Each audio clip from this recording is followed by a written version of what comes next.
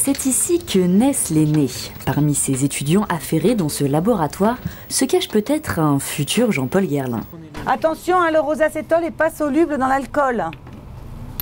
Je pense que vérifier, mais à mon avis, il a dû reposer chez tout le monde. Il y en a qui l'ont fait dans d'autres solvants. Ces jeunes sont des élèves de l'ISIPCA. L'école est une référence dans ce secteur. La famille Guerlain, très ancrée dans le département, a créé l'école en 1970 à Versailles. Quelques années plus tard, c'est à Orphin, près de Rambouillet, que sont fabriqués tous les parfums de la marque. L'école accueille 470 étudiants, majoritairement en cursus apprentissage. Chaque année, 20 élèves sortent diplômés du master professionnel formulation et évaluation sensorielle, option parfumerie. On fait de l'olfaction, on apprend les matières premières, comment elles sont extraites, d'où elles viennent. On a aussi des cours sur l'évaluation, enfin tous les métiers liés à la parfumerie. On a aussi des cours chimie à la fac. On a des examens sur les matières premières qu'on sent. On doit en sentir 300 au bout de 2 ans. On doit les connaître par cœur, leurs fiches descriptives. Puis c'est de l'entraînement vu qu'on fait ça toutes les semaines, tous les jours. Au programme de ce cours de travaux pratiques, reproduire à l'identique un célèbre parfum d'une grande marque à l'aide de différentes essences. Je suis en train de préparer une solution d'une matière première à 10% parce qu'en fait on utilise toutes les matières premières ici à 10% pour avoir un rendu tout de suite final du parfum qu'on essaye de créer en fait. Pour se lancer dans cette filière, de solides notions scientifiques sont nécessaires. Une licence de chimie ou son équivalence est demandée pour intégrer le master enseigné en partenariat avec l'université de Versailles-Saint-Quentin. La partie scientifique en fait nous permet de savoir en fonction de l'emploi de différentes matières premières comment ça va réagir, si on va avoir des problèmes de coloration, de stabilité. C'est là où la partie scientifique intervient le plus. La formation est accessible sur concours, mais pas de test sur le nez. Les qualités olfactives ne rentrent pas encore en compte à ce niveau. Quand on veut faire ce métier-là ou ce cursus-là, c'est parce qu'on est passionné par le milieu de la parfumerie. Donc inconsciemment, on a commencé déjà à avoir des réflexes à sentir des matières premières, enfin pas sentir des matières premières, mais à reconnaître des parfums, sentir des parfums, s'intéresser un petit peu à tout ce qui s'est créé dans les dernières années, connaître les différents top 10 de chaque année et aussi savoir comment se porte le marché. Une fois le mélange réalisé, l'exercice est fini. Il est temps de passer sous le nez de Sylvie Jourdet, professeure et parfumeuse. Elle va juger si les essences créées sont fidèles au modèle original. Ils vont sentir, voir qu'il y a des erreurs. Ce serait étonnant que ce soit parfait dès le premier essai.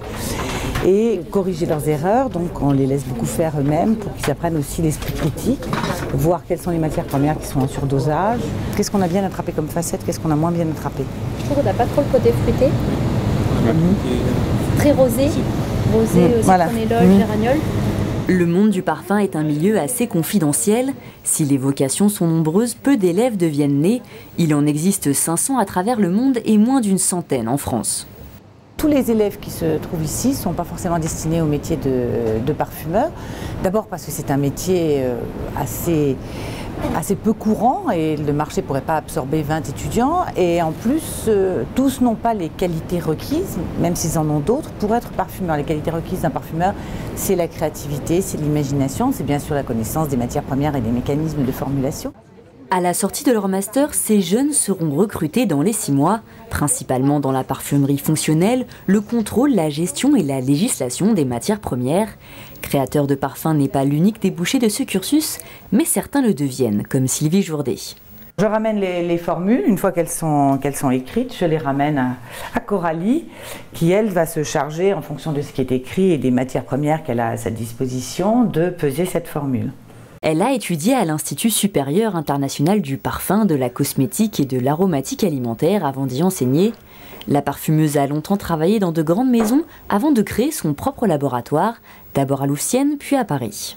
Moi je travaille pour des marques, pour différentes personnalités qui viennent me demander un parfum pour leur propre marque. Donc il y a tout d'abord un gros travail pour comprendre ce que les gens souhaitent, pour qui ils veulent travailler, comment, quelle est leur image de leur marque, leur personnalité, la personnalité des parfums. Les étapes avant la création sont primordiales et demandent beaucoup d'imagination et de créativité, des qualités essentielles pour un nez.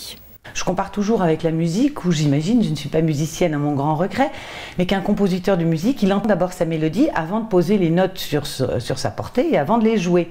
Et bien nous, c'est un petit peu la même chose. On sent, on entend notre mélodie olfactive et on va choisir les matières premières les plus appropriées pour arriver à rendre ce que l'on a imaginé. Sylvie travaille de plus en plus sur la communication olfactive. De nombreuses marques souhaitent avoir leur propre identité et l'odeur qui les caractérise pour améliorer leur technique marketing. Une nouveauté qui se développe et pourrait apporter un nouvel élan dans ce milieu. En France, le secteur de la parfumerie se porte bien mais évolue peu. En 2014, il a enregistré 0,2% de croissance et 1,9 milliard d'euros de chiffre d'affaires.